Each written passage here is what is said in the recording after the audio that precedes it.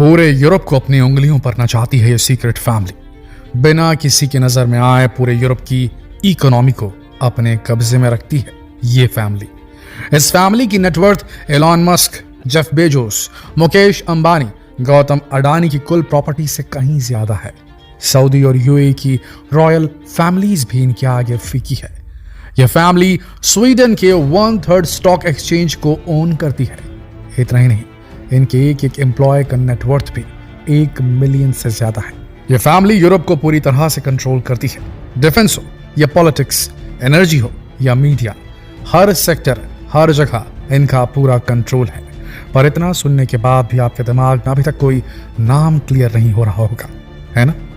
होगा भी नहीं, क्योंकि ये फैमिली एक सीक्रेट फैमिली है जो कि पर्दे के पीछे रहकर अपना काम करती है और पूरे यूरोप को अपने इशारों पर नचाती है। क्या आप जानना चाहेंगे कि यूरोप की ये मोस्ट पावरफुल फैमिली आखिर है कौन?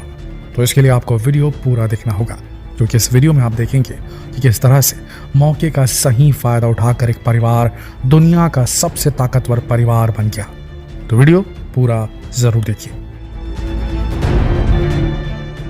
दोस्तों, आज के समय में जब कोई इंसान मोहल्ले का नेता भी बन जाता है तो खुद के फोटो और पोस्टर्स पूरे शहर में चिपका देता है, जबकि एक ऐसी फैमिली है जो कि पूरे यूरोप को कंट्रोल करती है और आज तक ना ही इन्हें किसी बड़े इवेंट में दिखा गया है और ना ही इनके बारे में कोई जानता है। यहाँ तक कि गूगल पर भी इनके बारे में ज्यादा जानकारी मौजूद नहीं है और इसका कारण है कि ये दिखावे में नहीं बल्कि काम में यकीन करते हैं। ये लोग खुद को, अपने आप को सीक्रेट रखना पसंद करते हैं। अब सस्पेंस ज्यादा नहीं रखते और आपको इस फैमिली के बारे में बता ही देते हैं। यह फैमिली है वॉलनबर्ग फैमिली।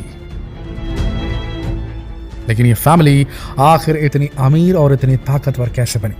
इसके लिए हमें समय में काफी पीछे जाना होगा।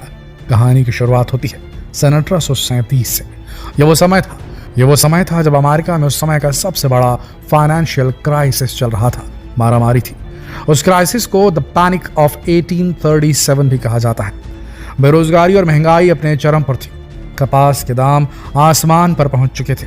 बैंक कंगाली की कागार पर पहुंच चुके थे। कुल मिलाकर उस समय ऐसा लगने लगा था कि अब शायद अमेरिका कभी संभल नहीं पाएगा। उसी समय एक Swedish navy officer Andre Oscar Wallenberg, जो कि उस समय अमेरिका में पोस्टेड थे, उन्होंने इस पूरी घटना को बड़े ध्यान से ऑब्जर्व किया। उन्होंने देखा कि इस पूरे क्राइसिस की असली वजह अमेरिकन बैंकर्स हैं और उन्होंने ऑब्जर्व किया कि यहाँ पर बैंक ने कौन सी गलती की थी और बैंक को किस तरह से काम करना चाहिए था। उन्होंने अपने देश के बैंकों को भी ऑब्जर्व किया और देखा कि उनके देश के बैंक भी सही तरह से काम नहीं कर पा रहे हैं। उस समय एक जगह से दूसरी जगह पैसे ट्रांसफर करना काफी मुश्किल था। बैंक केवल पैसे डिपॉजिट रखने का काम किया करते थे। इंटरेस्ट रेट ना के बराबर था। लोन देने का कोई सिस्टम नहीं था। कुल मिलाकर बैंकों के पास कमाई का कोई भी साधन नहीं था। वो बस आम लोगों के लिए एक तिजोरी की तरह बनकर रह गए थे। जब स्वीडन में इंडस्ट्रियल रेवोल्यूशन पीक पर था, वहां नई नई फैक्ट्रियां, कंपनियां शुरू हो रही थी, लेकिन वहां के बैंक इसका कोई भी फायदा नहीं उठा पा रहे थे। बस यहीं से आंद्रे ऑस्कर वॉलनबर्ग को अपना बैंक खोलने का आइडिया आया और उन्होंने 1856 में स्टॉकहोम एनस्किलाडा यानी कि SEB बैंक के नाम से अपना बैंक शुरू किया। इस बैंक में पहली बार आंद्रे ऑस्कर वॉलनबर्ग ने लोगों को यह ऑफर दिया कि वो अगर इस बैंक में अपने पैसे डिपॉजिट करेंगे तो उन्हें जमा की गई राशि पर एक फिक्स्ड इंटरेस्ट भी दिया जाएगा, ब्याज दिया जाएगा। और यह आइडिया काम कर गया, क्योंकि उस समय स्वीडन के लोगों के लिए ये एकदम नया कॉन्सेप्ट था। और अगर केवल पैसे बैंक में जमा करने से पैसे बढ़ रहे हैं तो यह फायदा भला किसे बुरा लगता? बस फिर क्या था, कुछ ही समय में SEB बैंक देश भर में पॉपुलर हो गया। SEB बैंक में जमा करवानी शुरू कर दी। इसके साथ ही SEB बैंक ने लोन का कॉन्सेप्ट भी शुरू किया और उस समय इंडस्ट्रियल रेवोल्यूशन का दौर था, तो कई लोग अपना बिजनेस स्टार्ट करने के लिए लोन लेने आने लगे और बस आंद्रे ऑस्कर वॉलनबर्ग का बिजनेस चल निकला, क्योंकि उनका कॉन्सेप्ट सिंपल था। लोग उनके बैंक में पैसा जमा करवाते और वो उस पैसे पर उन्हें कुछ इंटरेस्ट देता और उसके बाद उस पैसे को दूसरे लोगों को लोन के रूप में दे देता, जिस पर वो उनसे हाई इंटरेस्ट रेट वसूल करता। इस तरह से SEB बैंक ने बहुत ही कम समय में स्वीडन की इकोनॉमी पर अपनी पकड़ बना ली। ये वो दौर था जब स्वीडन का हर नागरिक किसी न किसी तरह से SEB बैंक से जुड़ा था। या तो उसने उसमें पैसे जमा किए हुए थे या उसने उससे लोन लिया था। या वो जिस कंपनी में काम करता था उसने SEB से लोन लिया हुआ था। इस तरह से स्वीडन की इकोनॉमी की कमान पूरी तरह से SEB के हाथों में आ चुकी थी। लेकिन आंद्रे ऑस्कर वॉलनबर्ग इतने से ही संतुष्ट नहीं थे, उन्हें और ताकत और पैसा चाहिए था।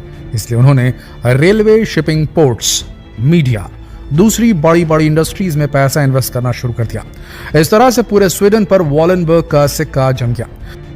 लेकिन वॉलनबर्ग यहीं नहीं रुके, अब उनकी नजरें पूरे यूरोप और पूरी दुनिया के ऊपर थी। वहीं जब स्वीडन की सरकार ने देखा कि देश की पूरी इकोनॉमी एक फैमिली के कंट्रोल में जा रही है, तो उन्होंने एक लॉ पास किया जिसके तहत कोई भी बैंक किसी कंपनी के शेयर लंबे समय तक अपने पास नहीं रख सकता था।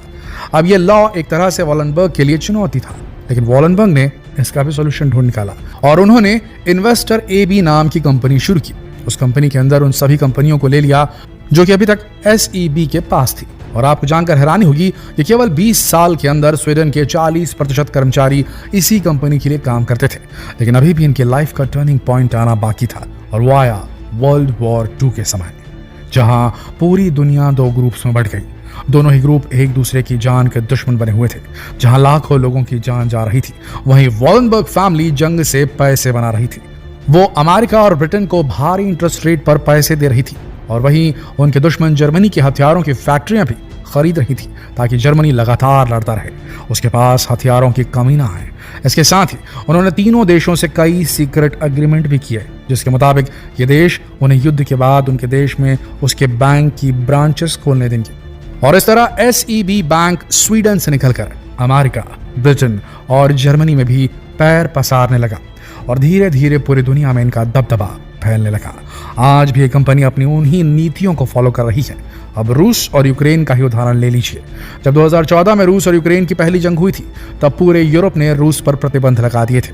वहीं SEB से जुड़ी कुछ कंपनियां, वॉलनबर्ग की कुछ कंपनियां रूस को न्यूक्लियर प्रोग्राम के लिए इक्विपमेंट सप्लाई कर रही थी। यानी कि ये फैमिली एक ही सिद्धांत पर काम करती है, न बाप बड़ा न भैया, सबसे बड़ा रुपया।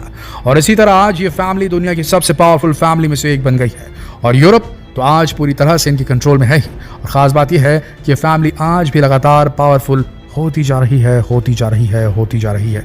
और उसका कारण है, इस फैमिली में पूरा पावर किसी एक व्यक्ति के पास नहीं है, बल्कि इनकी पूरी वर्थ एक फैमिली फाउंडेशन में रहती है। और फैमिली के सदस्य पहले 8 से 10 साल कंपनी में निचले लेवल पर काम करते हैं, ताकि वो कंपनी को अच्छी तरह से समझकर हैंडल कर पाए।